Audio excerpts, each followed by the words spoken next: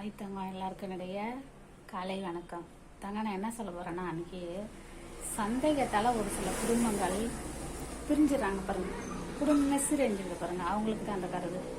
தங்க நான் என்ன சொல்லனா, எந்த குடும்பத்தில் சந்தேகம் இருக்க தங்கம், அந்த குடும்பத்தில் சந்தோஷம் இருக்காது, கண்டிப்பாக இருக்காது.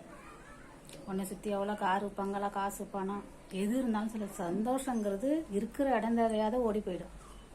குடும்பத்தில் சந்தேகம் இருக்கவே கூடாது. இதை நம்ம நல்லா தெரிஞ்சுக்கணும். இப்போ சந்தேகங்கிற ஒரு புத்தி வந்துட்டா அந்த ஆண்களுடைய குணங்கள் எப்படி இருக்குன்னு நான் சொல்கிறேன், கேட்டுங்க.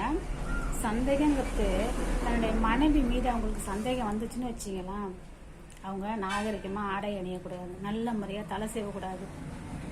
ஏன் யார் பாப்பா என்னத்துக்கு வச்சுக்கிறேன்னு கேட்பாங்க. ஒரு வேலைக்கு போகிறாங்கன்னு வச்சிங்களா, அங்கே வேலைக்கு போயிட்டு அங்கேருந்து மனைவிக்கு ஃபோன் போடுவாங்க. அந்த நேரம் அவங்க அம்மாவோ அவங்க அண்ணனோ அக்காவோ யாராச்சும் பேசுனாங்கன்னு வச்சிங்களா, அந்த நேரம் பிஸின்னு வச்சிங்களா, யார் பேசுகிறா, அது யார் பக்கத்தில் இருக்கா, அவங்கள்ட்ட ஃபோனு கொடுன்னு இப்படி ஒரு சொல்லுவாங்க. அடுத்து வேலைக்கு போவாங்க, வேலை முடிச்சுட்டு வீட்டுக்கு வரக்குள்ள இதுவோ பறி கொடுத்தவங்க மாதிரி வருவாங்க. அந்த மனைவி வீட்டில் அவங்க எந்த பாவத்தையும் அறிஞ்சிருக்க மாட்டாங்க. அவங்க வீட்டு வேலையை பார்த்துட்டு அவங்க செவனேன்னு இருப்பாங்க. அப்படியே சுடுன்னு பேசுறது. ஏங்க நல்லதானாங்க ஆஃபீஸ் போனீங்க, ஏங்க அப்படி முகத்தை ஒரு மாதிரி வச்சுங்கன்னு கேட்டாக்க அவங்கள்ட்ட எரிஞ்சு விழுறது ஒரு காரணம் இல்லாத அவங்கள்ட்ட சண்டை பிடிக்கிறது. அப்புறம் ஒரு திருமணத்துக்கு போகிறோன்னு வச்சுங்களா, அங்கே தெய்வசலாக யாரோ ஒரு உறவுக்காரங்களோ யாரோ ஒரு ஆண்களோ சாதாரணமாக பார்த்தா கூட அவன் என்ன ஒன்றையே பார்த்துருக்குறான் அப்படிம்பாங்க.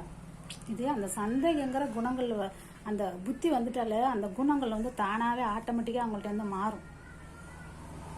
சந்தேகம் அதே மாதிரி சந்தேகங்கிறது மனைவி தன்னுடைய கணவர் மீது சின்ன வச்சிங்களா, அவர் தெய்வசலாக அவர் கடைக்கு போயிருப்பாரு, வர வழியில் அவங்க நண்பரோ யாரை பார்த்து பேசிட்டு இருப்பாங்க.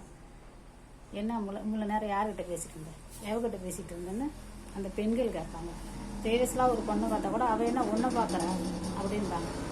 ஒரு சில ஆண்கள் தப்பு செய்யாதையும் ஒரு சில ஆண்கள் இதை மாதிரி அவஸ்தை அடைகிறாங்க. அதே மாதிரி ஒரு சில பெண்களும் தப்பு செய்யாமல இதை மாதிரி ஒரு சில விஷயங்களை குடும்பத்தில் அனுபவிக்கிறாங்க. தங்க நான் என்ன சொல்றேன்னா, வாழ்க்கைங்கிறது வாழறதுக்கு தான் கடவுள் நமக்கு கொடுத்துருக்குறாங்க. இந்த சந்தேகங்கிறது ஒரு நோய் கிடையாது, இது நம்மளா உருவாக்கிக்கிற ஒரு நோய். என்னென்ன நோய்க்கே மருந்து கண்டுபிடிக்கிறாங்க, இந்த நோய்க்கெல்லாம் மருந்தே கிடையாது.